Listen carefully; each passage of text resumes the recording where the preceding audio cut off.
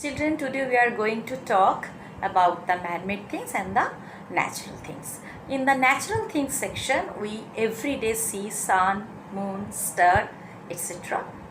And for the natural thing, we used to see also the plants. Now, we are also seeing the flowers in the natural section. And in the man-made section, we are seeing so many things. Like every day in our online classes or even in the school also, we used to see this duster, my pen, you are having your favorite thing, eraser, and many of we are nowadays using this one also, stapler. This is also very common. It's a glass. That is also a man-made things. Now, all the things are having something in it. What is that?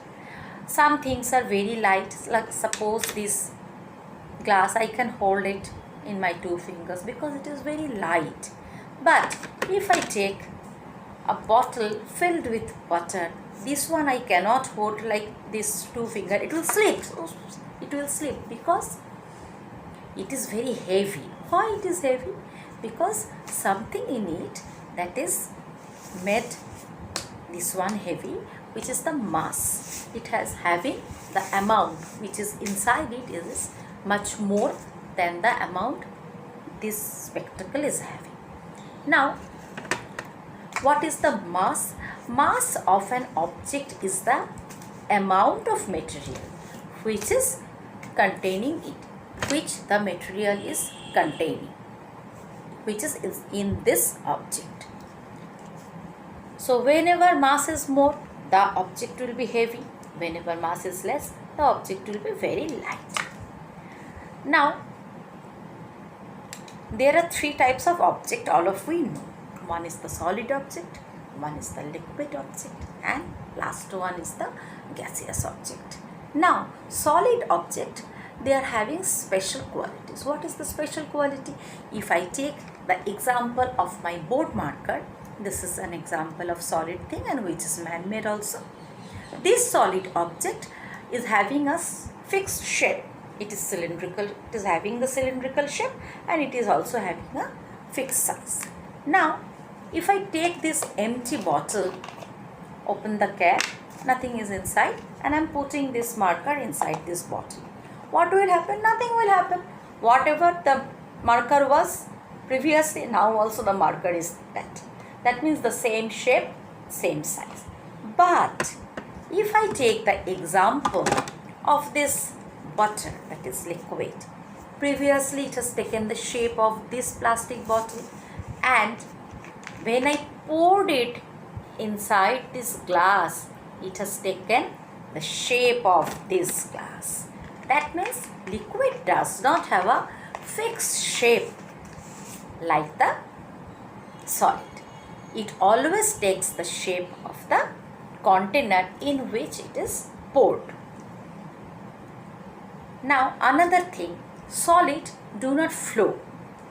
Suppose this is the example of solid. If I keep it slanting it, keep it like this way, what will happen? It will stay like this way, and if I leave my fingers, it will just fall down. But it will not happen for the case of liquids, because if I slant this bottle, if I make it in a slanting position, if I keep it in a slanting position, what will happen? Water will fall down inside the glass. That means liquids can flow very easily. Thirdly, we are having another thing, which is the another form of matter, that is the gaseous form of matter.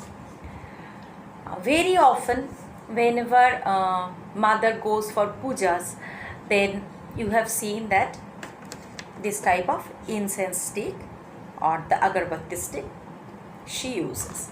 Now we will also use it. What we will do, I am just showing you. I am taking a matchstick and I will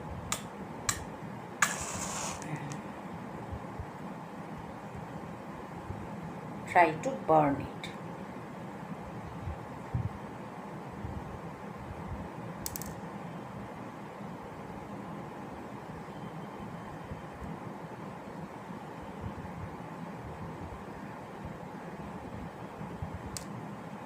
See, you can see I'm bringing it closer.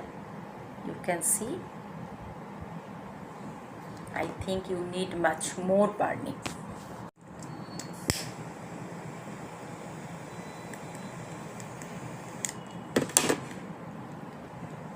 As I have already